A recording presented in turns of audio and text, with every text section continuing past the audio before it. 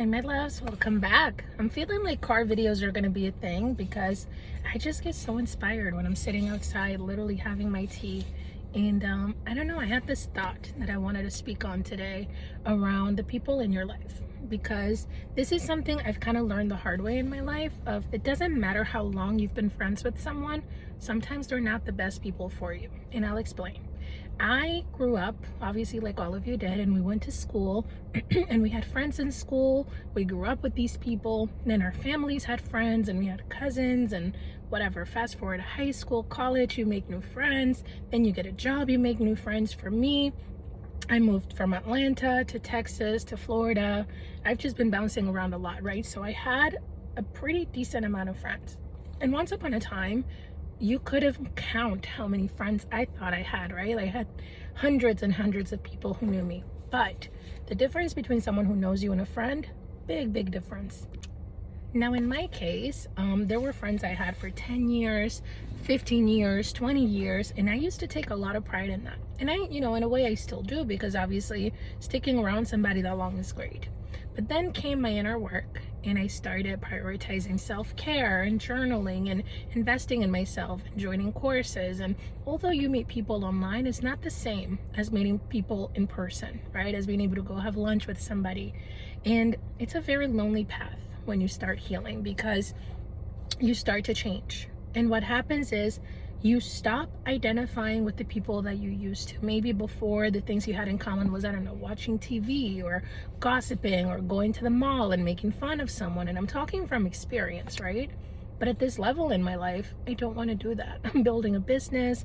I'm working on myself. I'm working out. I have goals that I set. And obviously it's a work in progress, but I find that at this level, a growth mindset is more important than someone being available.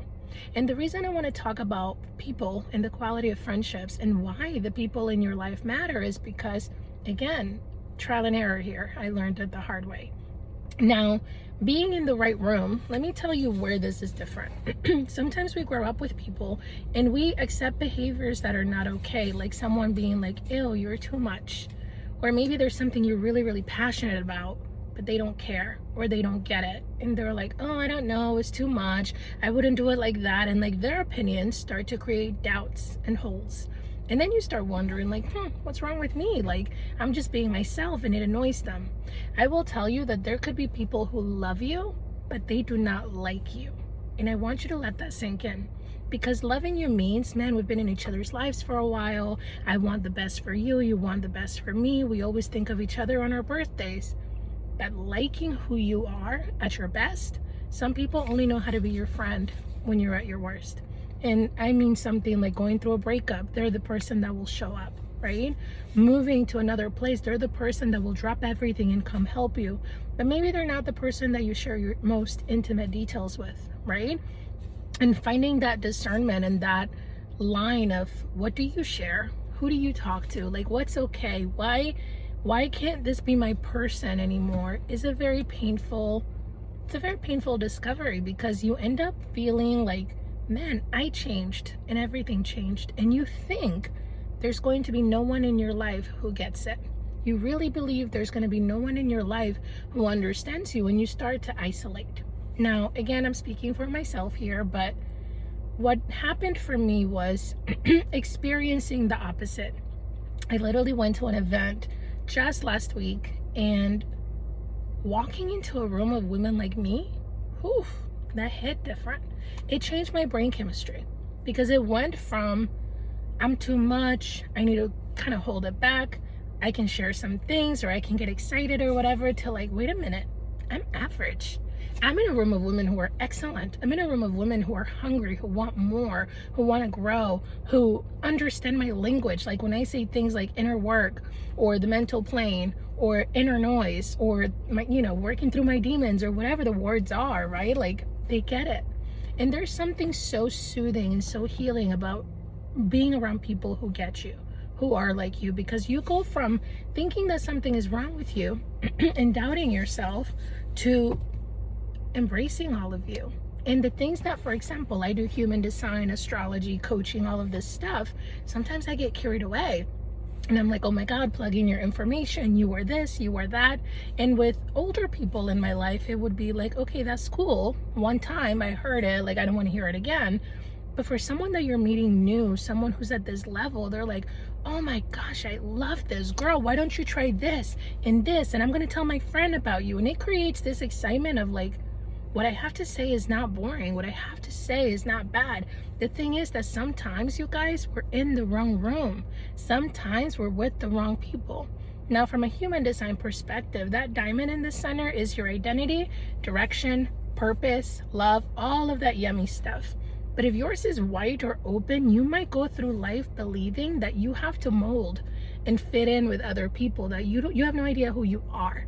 Now, if yours is defined like mine and you choose to shrink to fit in, to keep these friendships, to hold your side of the bargain, because it's like, we've been in this so long, we got to keep going, sometimes you end up betraying yourself.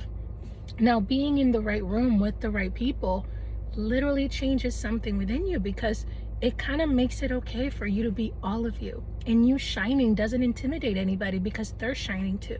And you're doing your work and they're doing their work. And the conversations are just different. They're elevated. We don't have the same problems. We're not gossiping. We're building each other up. We're telling you, oh my God, you're amazing. Do more of that. And I find that, again, from where I'm sitting, a lot of people don't even know where to start to find these friends. So if you are feeling like you are alone, or like you're in this journey and you're like, where are my people? You have to change something. You are not going to find your people at home. You are not going to find your people watching TV in your bed. You're not going to find your people attending events and parties from the people you're trying to leave behind. What I mean to say by this is something within you has to change to put yourself in rooms where people like you would be hanging out. So let's say you're an entrepreneur, for example. Maybe you could start attending networking events or conferences. Or for me, I'm into spirituality and human design and all of this fun stuff. Like any event that has that, I could geek out over this stuff for hours and no one would ever be like, ooh, it's too much. If anything, they would appreciate the work and the wisdom that I've gained over time, right? But it's about choosing wisely. It's about deciding that you are no longer available for friendships that don't fulfill you, for people who do not get you. And a lot of times you have to close some tabs and it looks like changing your behavior, setting boundaries, being less available. But what you end up doing is you create space in your life so that the right people can come in. And sometimes you'll meet them driving Uber at the airport, but just deciding that you're ready for greater friends starts to put the sphere out there that you're ready for them. So part of all of this that I've been working through, and again realizing, because it's such a beautiful thing to find your tribe, is that I want to create spaces where women like me can feel like they belong. So with that, I'm actually feeling inspired to do more in-person events.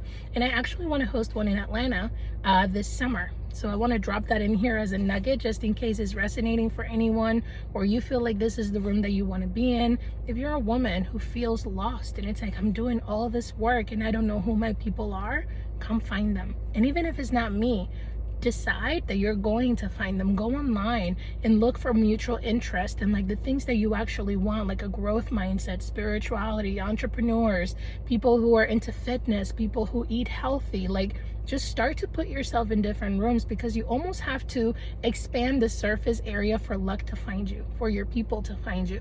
But I guarantee you it could change your life. And that's what I had for today. That was today's message. So if it resonated for you, let me know in the comments below. If you haven't subscribed yet, I would go ahead and press that button, and I will have another video coming for you next week. Bye-bye.